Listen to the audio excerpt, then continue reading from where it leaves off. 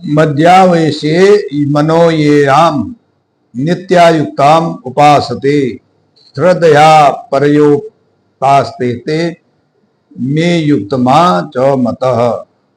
अर्थात मुझ में मन को एकाग्र करके नित्य युक्त हुए भक्तजन परम श्रद्धा के से युक्त होकर मेरी उपासना करते हैं, मेरे मत से युक्ततम है, अर्थात श्रेष्ठ है। यही भक्ति योग है। महाशारदे को नमन। साहित्यिक सचेतना के सभी रचनाकारों, साहित्य प्रेमियों, सनातन प्रेमियों और श्रोता दर्शकों को साहित्यिक सचेतना की ओर से राय सिंह भंडारी द्वारा हार्दिक अभिनंदन।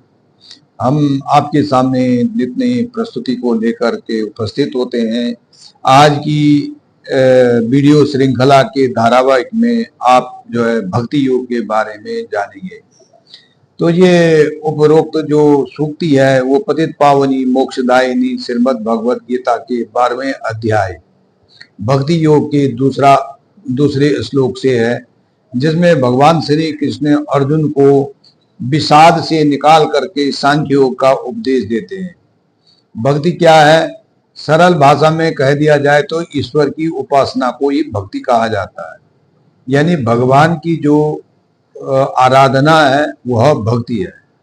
भक्त भगवान की पूजा आराधना करता तो भक्ति होती है, लेकिन भगवान ने भक्ति की अनोखी परिभाषा बताई है। प्रभु में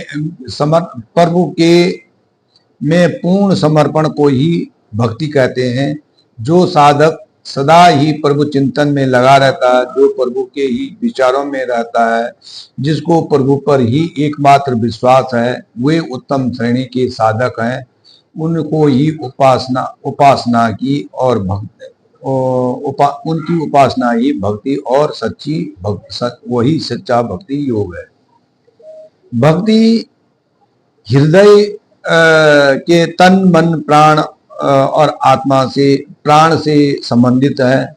ये तन से कर्म, मन से ज्ञान और प्राण से हृदय से मतलब भक्ति और आत्मा से ध्यान।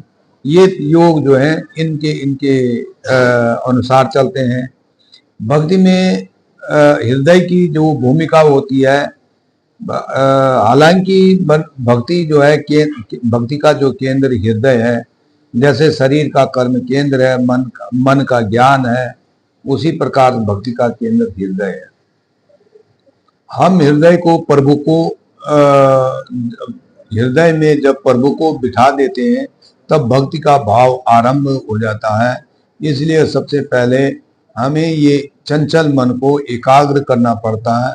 चंचल मन को और उसके इंद्रियों को, जितने भी हमारी ज्ञानेंद्रिय हैं, कर्मेंद्रिय हैं, उनको अपने नियंत्रण करना पड़ता है। और जब नियंत्रण से चंचल मन जो है बस में हो जाता है तो उसके बाद जो है हृदय का ईश्वर का वास हो जाता है। भगवान श्री कृष्ण ने स्पष्ट करते हुए कहा है कि मन केवल मुझ पर केंद्रित करो और अपनी बुद्धि मुझे समर्पित करो, इधर उधर मत देखो, चंचल मत हो जाओ, सारी बुद्धि जो है मेरे पे केंद्रित करो, तभी जाके आपको जो है तुम सदैव जीवित रह सकते हो। इसमें कोई संदेह नहीं है। ये कह रहे हैं मय्य मन आदिस्त मयि बुद्धि च निवश्यसीत मरणेयम अतः ऊर्ध्वम जन संचय। प्रभु प्राप्ति का साधन प्रभु कहते हैं कि अर्जुन, यदि तुम अपने मन को मुझ में करने में असमर्थ हो तो अभ्यास योग द्वारा तुम मुझे प्राप्त कर सकते हो। फिर आगे कहते हैं यदि अभ्यास से भी तुम असफल हो जाते हो तो सत्कर्म का प्रयाण करो। तुम अच्छे कर्म करोगे तब तुम्हें भी मैं प्राप्त हो जाऊंगा। यदि सत्कर्म परायणता भी नहीं कर सकोगे तो आत्म संयम से युक्त होकर के मेरी प्राप्ति कर लोगे तो इस तरफ से निश्चय ही मैं आपका हो जाऊंगा। तो ईश्वर को कैसी भक्ति प्रिय है? ये जो न तो सांसारिक सुखों से प्रसन्न है और न ही सांसारिक दुखों से निराश है। जो न किसी हानि और शोक करते हैं, न शोक करते हैं, न किसी लाभ की आशा है और न तो हानि का कोई दुख है। तो ऐसे अच्छे और बुरे कर्मों का त्याग करके ऐसी भक्ति से परिपूर्ण होकर के व्यक्ति मुझे प्रिय है। उनकी भक्ति ही मेरे लिए प्रिय है। तो कहावतों का मतलब ये सब विकारों से विरक्ति।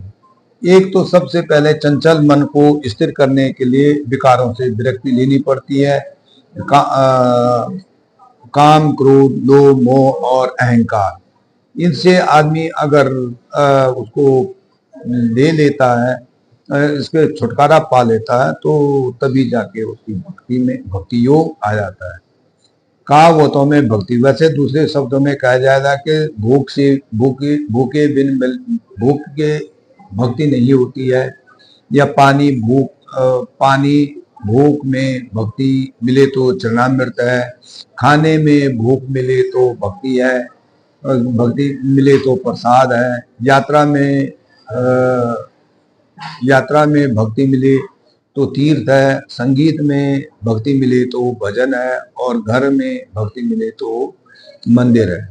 तो व्यक्ति के भक्ति में ही भक्त हो जाता है। धन्यवाद। राय सिंह भंडारी, गुड़गांव।